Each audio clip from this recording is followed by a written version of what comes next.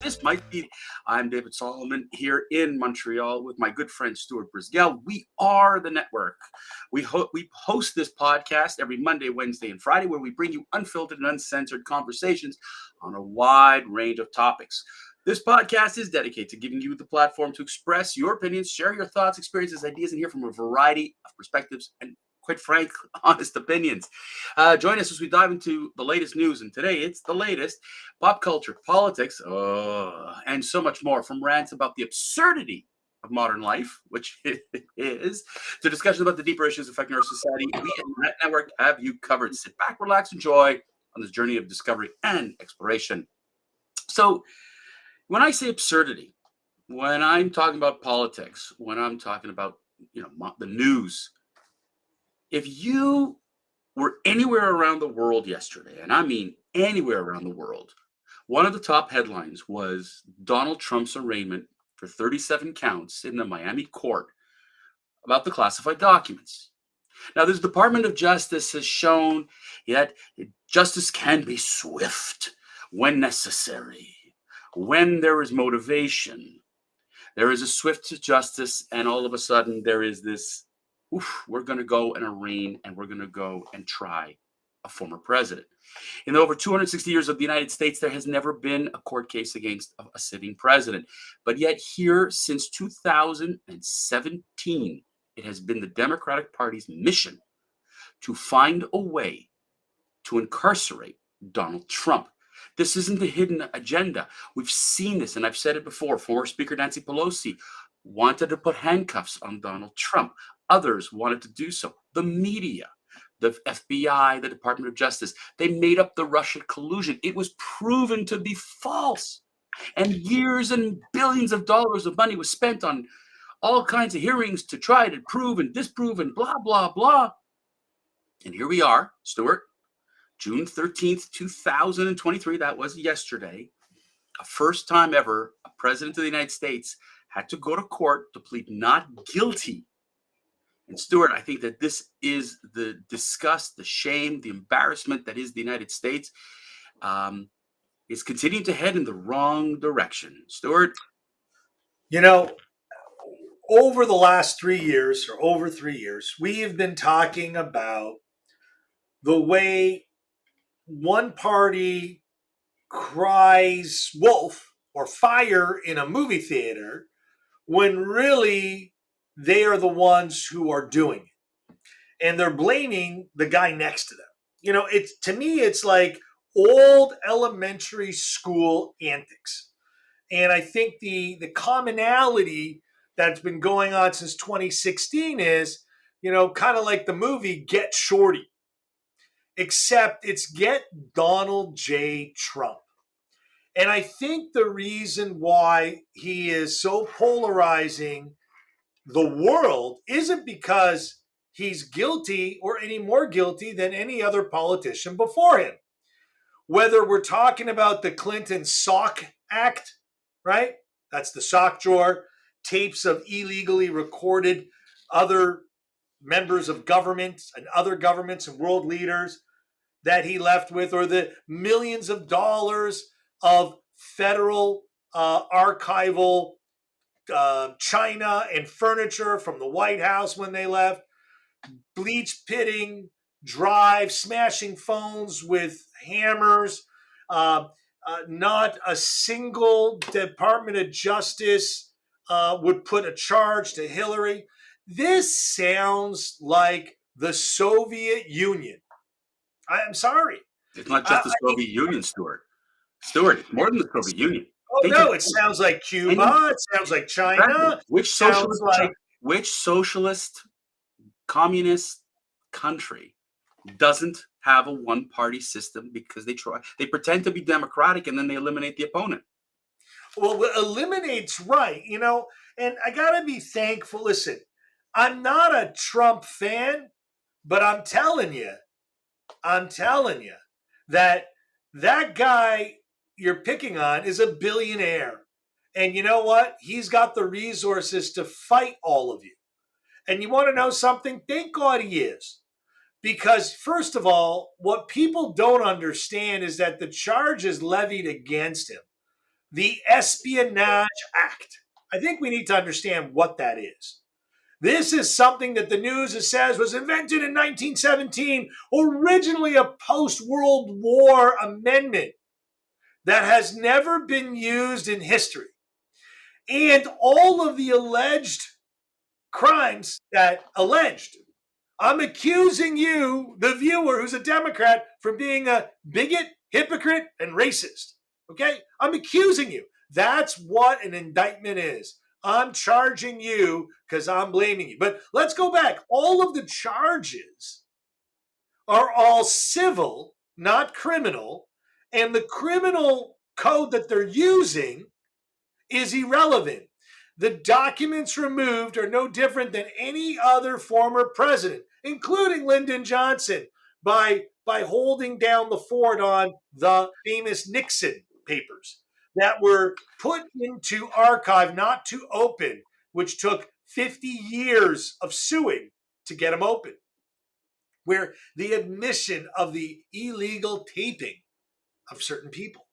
Again, guys, I am a firm believer in the justice system. And I'm not a lawyer. I'm a financial advisor. David is a chief revenue officer, right? We're not, lawyers, but nor are the 330 million people in the United States. And the public opinion is that either you follow the law or you're not following the law. You cannot use all the apparatus of the media, which, by the way, invents words, and then you have every single network and news anchor using those same words, the new isms. But it's just, guys, wake up. Wake up. This is You something know, that I'm just so sickened with. Because you know what they're doing is they are polarizing America. Now, you recently had a reporter in Miami go to the former president and asking him, and I believe the quote is, "You ready for handcuffs?" Are you out of your mind, you dumbass BITC? And you know what? I think whoever uttered those words and grabbed her by the arm and ejected her, that's verbally assaulting a former president of the United States. Who does she think she is? Nancy well, Pelosi threatening, I want to see that man in handcuffs. You know what? I saw Paul Pelosi in handcuffs. I saw Paul Pelosi's mugshot. Will we see Nancy Pelosi's mugshot? I mean, is this the way we want the world to go? When they say lock her up on Hillary Clinton, frankly, I believe it was the invertebrate of the Republican Party that didn't proceed to actually charge her, force the Department of Justice to do its job, and bring this matter to justice. Now you have a sitting president. If you go and charge him with anything, he's going to what? He's going to exonerate himself. okay, well, okay, you're running way ahead here. Okay, let's They talk a always little do, bit about. David. Come on, Oh, I know that. So let's talk a little bit about what's going on here, right? We're talking about duality here. Well, let me give you some statistics. I think you're going to find it very interesting. Since from June 8th to June 12th, ABC, CBS, and NBC have devoted 291 minutes of airtime towards the Trump indictment. Can you guess how many minutes they've spoken about Hunter Biden and the Biden family and the Ukraine, gas firm Burisma Holdings and this 1%, potential scandal? 1%, Huh? 1%. How about zero? Oh, wow. Zero. Zero. Zero. They gave zero coverage. Do I gotta ask you a So question? what? I would really like to ask, and put it out there to all the listeners and viewers. Under the IRS code, if the left media is actually acting as an agent, a representative of the DNC, then it would therefore be a taxable benefit to the Okay. running party. Why don't we Yeah, have but the IRS investigate well, ABC, yes, so we're NBC, going to give and them. Yeah, CNN? so we're going to let them. So we're going to give them receipts. But my point is the following. Okay, the three major networks, are doing what we're used to seeing, and why there is such a problem in America and in the world today is that the reporting is not balanced, that the reporting isn't fair, and that the reporting is so biased, and it's so obviously biased that even a CNN host, when they panned to show Trump supporters, got angry for showing Trump supporters. We should never show, the only time we should show Trump supporters is, when they're eccentric, when they're off the wall, they're MAGAs, the statements used, are, it's breath. CBS anchor Nora O'Donnell said the indictment against Trump was breathtaking in its scope and devastating in its detail. Like it's just, we're throwing out, you said it before, we're throwing out words, people are picking it up and are regurgitating the same thing without fact, without understanding this devastation. The only goal here that the Democrats and the liberal media are trying to do is to discredit Donald Trump, pursue this 6-year vendetta. And I know that the left is sitting here going, would you stop with the conspiracy theories? I would love to. When you practice fair law. I quoted Alan Dershowitz, who is a hardcore Democrat, who is a social justice individual, well reputed, who clearly Well, said he's now what been you're completely doing. discredited because he's not on the Joe Biden. He didn't discredit because he actually defended Trump and saying what you're doing is illegal. He didn't defend Trump. He was saying practice the law properly, and he said it again and again. Whenever he says that, there's there's an attempt to cancel him out and what have you. There is no, there's just this this goal to destroy Donald Trump, and there's a success rate. The problem is, and I heard it this morning, the Republicans there's more support going behind Donald Trump, which is the wrong direction. And I give Vivek Ramaswamy credit for standing up with Donald Trump to say this is the wrong way to go. And he did it yesterday wearing a Trump hat, saying he's not here to support Donald Trump. He is his opponent. He's here to support the law and practice it properly. And he's been screaming and yelling that it hasn't been, applied properly or equally. And this is what the media will not touch. The media will not touch the fact that this is a one-way judicial system. And I spoke about this on Monday, and I'll repeat it again, and you said it this morning, or sorry, this afternoon. You are heading in the direction of Russia. Putin got rid of his political opponents. Still does. Cuba does it. Still does. Venezuela does it. Egypt does it. All these quote-unquote, they claim to be a democratic system. They're not. They're autocratic systems.